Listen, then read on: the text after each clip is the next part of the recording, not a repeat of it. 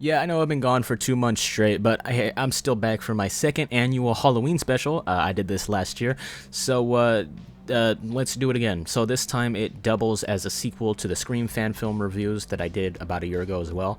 I always planned on making a sequel to that vid, but I just thought, hey, might as well make it the Halloween special because I'm lazy. All right, let's get started.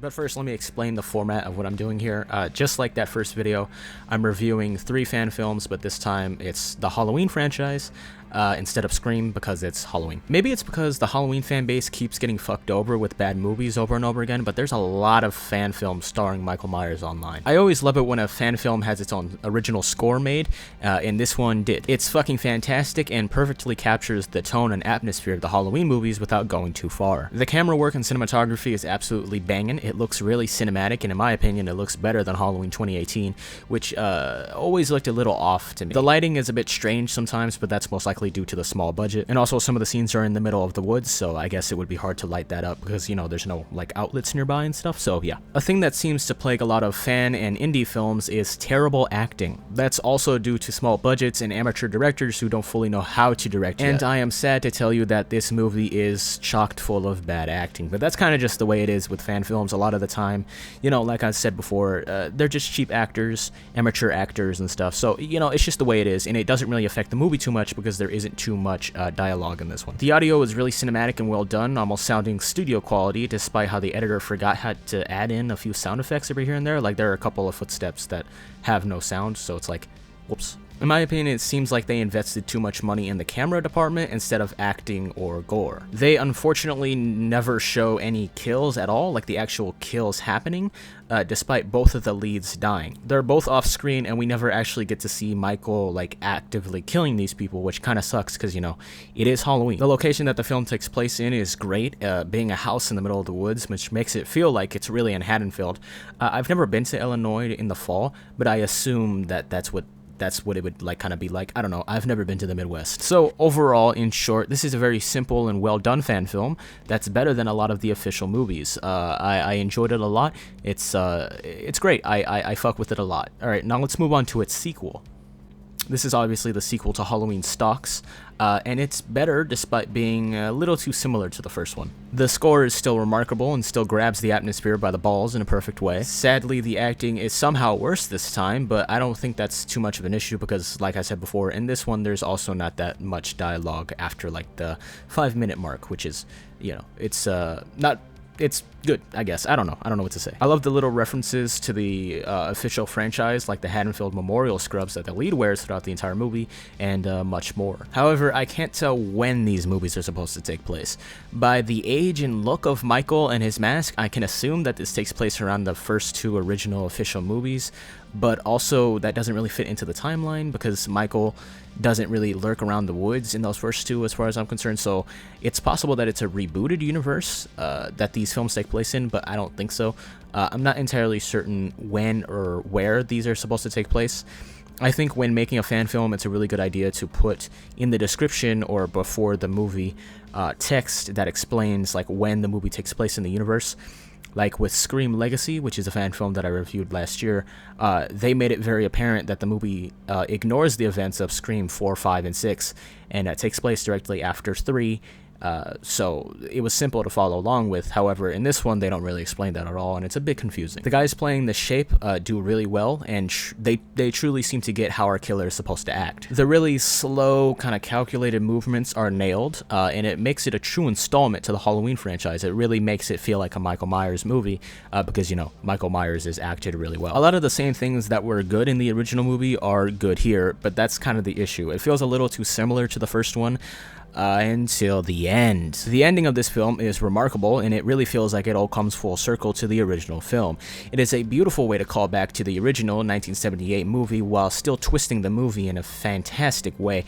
I fuck with this ending immensely. What a great way to turn around the film. Well, not turn around because the film is good, but what a great way to really put the audience on the edge of their seat right before the ending. And the post-credits pretty rad too. I'm really excited for Halloween Stalks 3. If I had any money, I would donate to the crowdfunding, but, you know, I have exactly 4 cents to my name right now, unfortunately. But hey, let's move on to the next fan film. Alright, I want to start off by saying that this title isn't great. The Last Nightmare Part 1, a Halloween fan film. Yeah, it's too long. I don't really fuck with the title. It makes it sound like it's a Nightmare on Elm Street fan film instead of a Halloween one, but it's alright. It would have been cooler if it was called, like, The Last Halloween or something. I don't know. Anyways, the score for this one is also phenomenal and might even be better than the Stalks movies. The camera work here is great. It looks high quality with all the shots being really stable and clear. However, it doesn't really look cinematic as much. Within the filmmaking community, there's this whole fetish with the cinematic look, because usually you can tell the difference between a short film that was made by like college students and like an official Hollywood full-length blockbuster film. There's a certain look that Hollywood films have, and the filmmaking community still has yet to figure out how to replicate it. And so this one kind of gets close, but it just looks a little too clear and just a little too sterile. Some color grading or some more stylized lighting would work in the favor of this. It looks like it's more of a straight out of camera image instead of an image that has been edited and color graded, which I don't think it has at all. So like I said before, for part 2, I would like it if I were to see some color grading, maybe some grain would do well here. You know, just something to add a little bit of a stylized look to it instead of the kind of pale kind of look that it has now. I love the way they made Michael really big and burly. His mask is all cut up and has long hair just like the Rob Zombie movies. Speaking of, this movie gives off huge Rob Zombie vibes, which I like a lot because the brutal kills and the faster paced action, which is copied from the reboots, were my favorite part of those movies. So it's really cool to see you know, the brutal kills and all that here, while simultaneously this film also has the tone of the originals as well.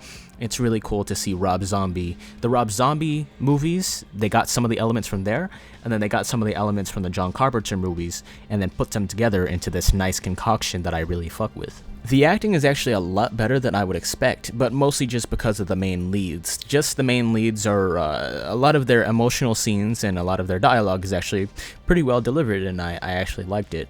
A lot of it's still pretty janky, but it's definitely better than it was in Stalks, and I think the main actors here actually did a pretty good job. However, it's just those main actors. It's just like the main 3. Most of the people who are knife fodder or people who are victims of Michael in the film are pretty mediocre when it comes to their performance. Like, a lot of them really don't portray pain well at all, and that's kind of a really huge important thing when it comes to horror and when you're getting, you know, stabbed, is that you're supposed to, you know, yell. You're supposed to give a little, "Ha!" You know, you're supposed to scream or something, or, you know, cry or something, but a lot of the actors in this movie don't do that at all, and it's like, I feel like the director should have caught that. If I were directing, I would say, okay, let's give a little tears, let's give a little scream, let's get a little holler. You're getting stabbed here, all right? It's supposed to be agonizing, but a lot of these characters kind of just feel, a lot of the actors who die in this film just don't really, it doesn't really work well, unfortunately. But the kills, like I said before, the kills are incredible. They're remarkable. The special effects are great. The kills are remarkably gory. It's just, the kills are great, however, the people getting killed are not. This feels a lot like a sequel, so much so that after I downloaded it and started to watch it, I had to go back to the YouTube channel and scroll through the videos to make sure that there wasn't one previous, and there wasn't. So it feels a lot like a sequel, but as far as I'm concerned, it isn't, unless the first one was on a different channel or something.